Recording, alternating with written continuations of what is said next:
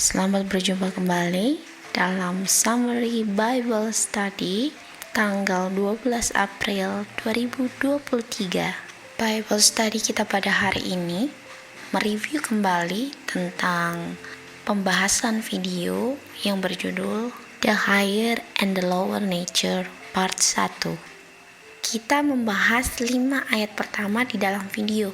Yang pertama adalah Revelation 14 ayat 1, yang kedua Revelation 7 ayat 4, yang ketiga Roma 4 ayat 11, dan Revelation 3:12, dan yang terakhir adalah 1 John 5 ayat 4.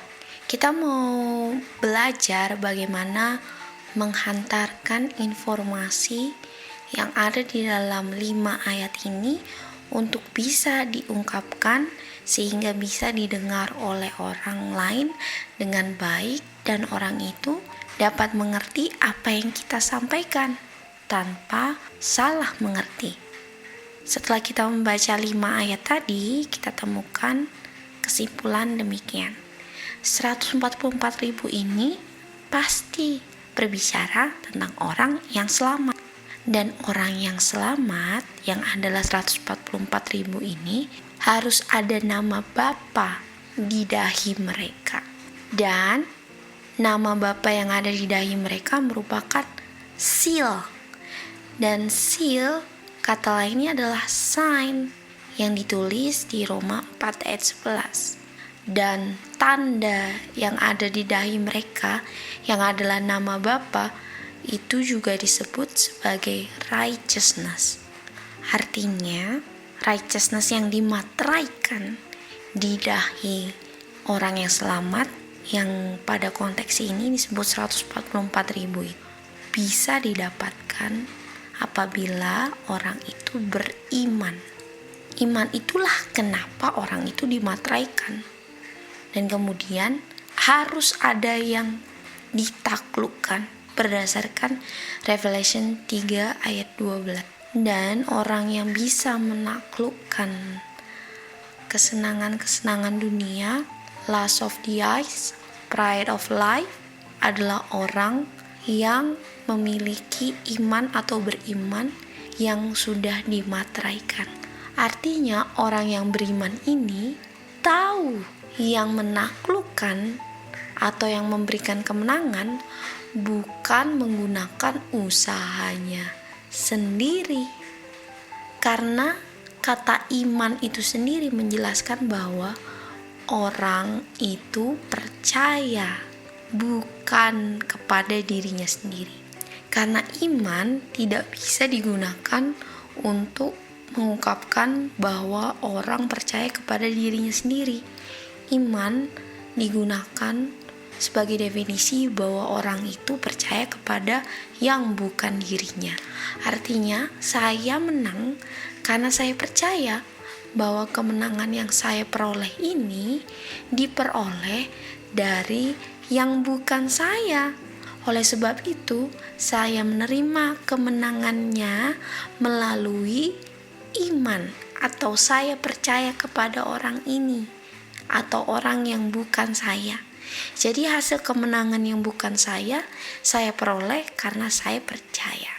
Apabila kita tarik kesimpulan dari atas bahwa orang yang selamat adalah yang memiliki materai di dahi mereka, dan orang yang selamat ini orang-orang yang beriman.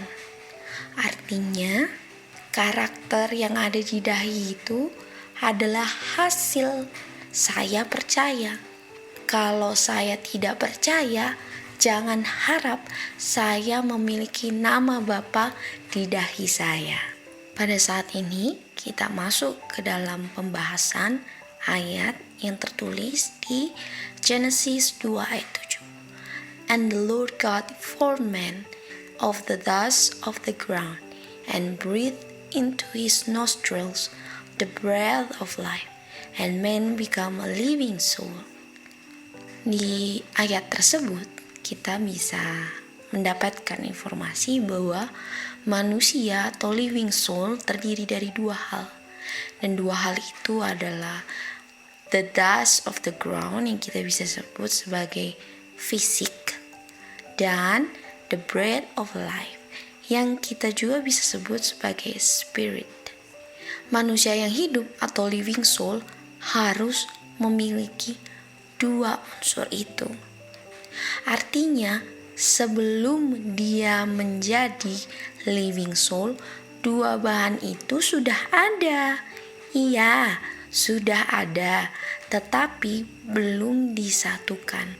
Artinya, ketika dua bahan itu ada, tapi belum disatukan, Adam belum bisa dikatakan sebagai Adam atau menjadi living soul.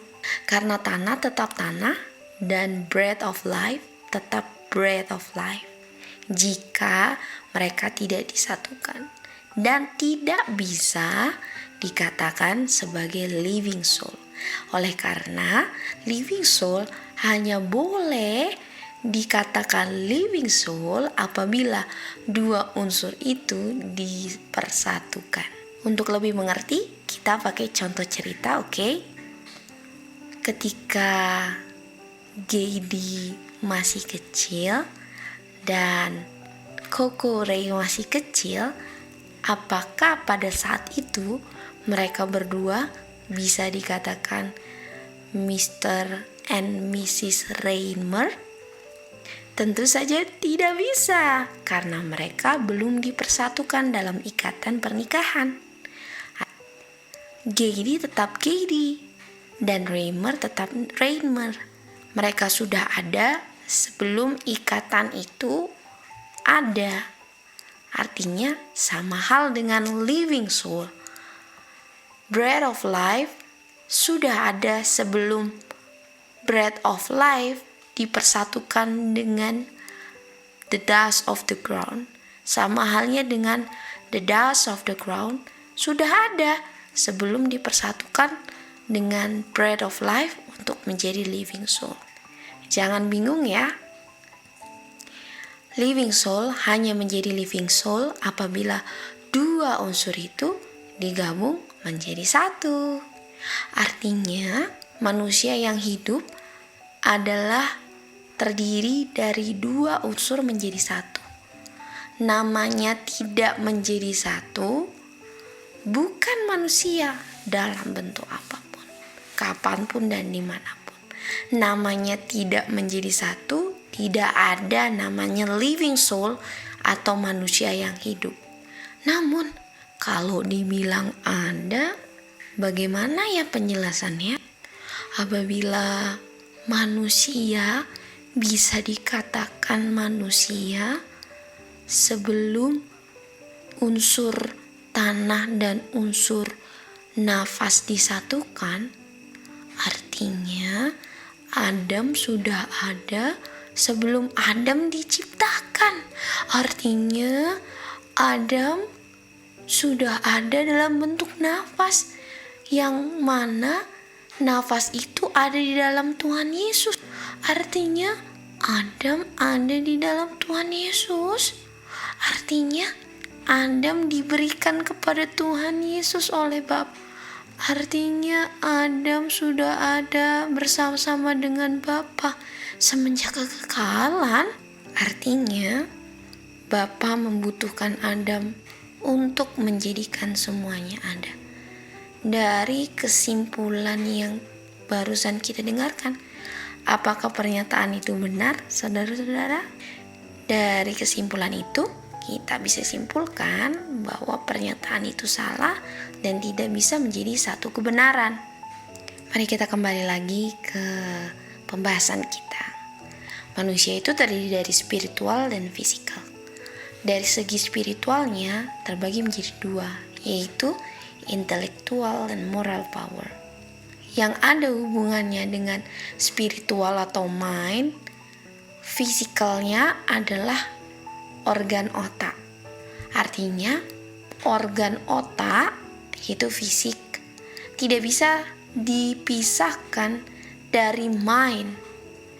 Apakah bisa saudara-saudara berpikir tapi tidak punya otak? Bagaimana bisa itu terjadi? Tentu saja tidak bisa ya. Apabila bisa, artinya kita tidak membutuhkan organ, otak, atau fisik untuk berpikir. Artinya, kita bisa berpikir tanpa otak. Artinya, untuk apa tubuh ini diberikan? Di Kejadian 2 ayat 7, apabila tanpa tubuh saja kita masih bisa melayang-melayang dan hidup. Dan ajaran bahwa tubuh bisa dipisahkan dari pikirannya, atau otak bisa dipisahkan dari mindnya, dan orang itu masih hidup, pengajaran itu disebut sebagai dualism. Setelah kita mengetahui prinsip ini, kita masuk ke informasi selanjutnya yang terdapat di ayat Galatia 5 ayat 17 dan Matius 26 ayat 41. For the flesh lusts against the spirit, and the spirit against the flesh, and these are contrary the one to the other, so that ye cannot do the things that ye would. Watch and pray that ye enter not into temptation. The spirit indeed is willing, but the flesh is weak. Ayat yang kita baca barusan berlaku ketika sudah jatuh ke dalam dosa. Persoalan yang ayat sebutkan hanya bisa ditemukan setelah Adam dan Hawa jatuh dalam dosa. Kita tidak pernah bisa menemukan persoalan ini di Taman Eden sebelum mereka melanggar. Persoalan ini gak ada di Taman Eden sebelum ada dosa. Flesh dan spirit against satu sama lain, atau flesh dan spirit saling bertentangan. Tapi berdasarkan yang kita sudah bahas, living soul terdiri dari dua unsur tersebut, flesh atau fisik atau dust of the ground, dan spirit atau breath of life atau spiritual. Namun muncul satu pertanyaan, apa yang membuat pertentangan ini terjadi? Ya, dosa jawabannya. Apakah passion, feeling, appetite, emotion sudah ada sebelum Adam dan Hawa jatuh dalam dosa? Tentu saja. Apakah karena mereka jatuh dalam dosa sehingga membuat appetite, passion, feeling, emotion ini menjadi tidak baik? Apakah appetite atau rasa lapar ini menjadi buruk atau menjadi jelek setelah jatuh dalam dosa? Apabila itu benar, artinya jika kita ingin makan adalah dosa dong. Artinya bukan kebutuhan akan makannya yang jelek, atau bukan perasaannya yang jelek. Lantas apa dong yang jelek? Persoalannya adalah apabila saya mengambil keputusan dan keputusan itu berdasarkan feeling, passion, appetite, atau emotion saya, itulah yang menjadi persoalannya. Apabila kita melihat cerita di Matius 4 ayat 4 dan seterusnya, kita temukan bahwa Tuhan Yesus juga memiliki appetite kok. Dia makan makanan yang dihidangkan malaikat setelah dia dicobai oleh setan. Dia makan karena memang dia butuh makan pada saat itu. Tetapi dia tidak mau makan ketika dicobai setan. Kenapa? Dia tidak mau makan makanan yang pada saat itu harus meyakinkan bahwa dia adalah anak God dan harus menggunakan kuasa ilahinya untuk memenuhi kebutuhan makannya. Saya gak boleh menjadi sembuh kalau saya sakit. Hah? Apa maksudnya? Saya gak boleh menjadi sembuh apabila sembuh yang saya peroleh didapat dari hasil saya memakan obat-obatan atau farmakea yang menjadi sarana Babylon di Revelation 18 ayat 23 untuk menipu semua bangsa. Dan kalaupun saya sembuh, saya tidak sembuh. Kenapa? Karena badan saya harus menyembuhkan diri saya sendiri dari racun obat yang sudah saya minum. Kembali lagi ke cerita Tuhan Yesus, gak bisa dikenyangkan laparnya kalau caranya yang dipakai adalah menggunakan kuasa ilahi yang tidak dimiliki oleh manusia, dan pada saat itu juga ingin menunjukkan bahwa Tuhan Yesus adalah anak Bapa. Tetapi kebutuhan makan itu bisa dipenuhi dengan cara nggak perlu buktikan bahwa Tuhan Yesus anak Bapa. Dan kebutuhan makan itu boleh dipenuhi tanpa harus menggunakan kuasa ilahi yang pada saat itu dimiliki oleh Tuhan Yesus, tetapi tidak dimiliki oleh manusia selain Tuhan Yesus. Kalau saya bikin sesuatu dan firman Tuhan bilang itu salah, tidak ada alasan appetite, feeling, passion, emotion yang bisa bikin alasan untuk saya bikin itu. Saya gak bisa di dalam krisis tiba-tiba boleh melanggar firman Tuhan demi memenuhi limbic system saya. Dan seringkali orang yang menggunakan perasaan atau limbic systemnya lebih daripada dia menggunakan frontal lobe-nya tidak bisa mengerti atau salah mengerti orang-orang yang menggunakan reason atau frontal lobe-nya sebagai standar hidup mereka. Apabila satu keputusan atau prinsip ini masih bisa digoyang-goyang, bisa iya atau tidak ada gunanya. Itu menunjukkan bahwa kamu mau tunjukin otoritas tanpa alasan. Kalau mau dimateraikan seperti pembahasan kita awal summary ini, untuk dimateraikan di dahi, untuk dimateraikan di frontal lobe, artinya saya harus menggunakan saya punya frontal lobe yang berdasarkan firman Tuhan dan tidak boleh pernah goyang dalam prinsip apapun, dan tidak boleh jalan-jalan juga ke limbic system apabila berkenaan tentang prinsip, dan gak pernah boleh menjadi bule karena perasaan bilang boleh. Apakah boleh sekali-sekali bilang gak apa-apa lah? Boleh aja, karena itu pilihan. Namun, konsekuensinya adalah tidak dimateraikan sehingga tidak bisa didapati ada iman ketika Tuhan Yesus datang kedua kali. Kesimpulan dari semuanya adalah saya, Anda, dan kita semua di sini dimateraikan bukan dengan limbic system, tetapi dimateraikan di forehead atau di frontal lobe. Demikianlah summary dari kelas Bible Study kita hari ini. Sampai bertemu kembali di summary Daily Bible Study selanjutnya. Bye.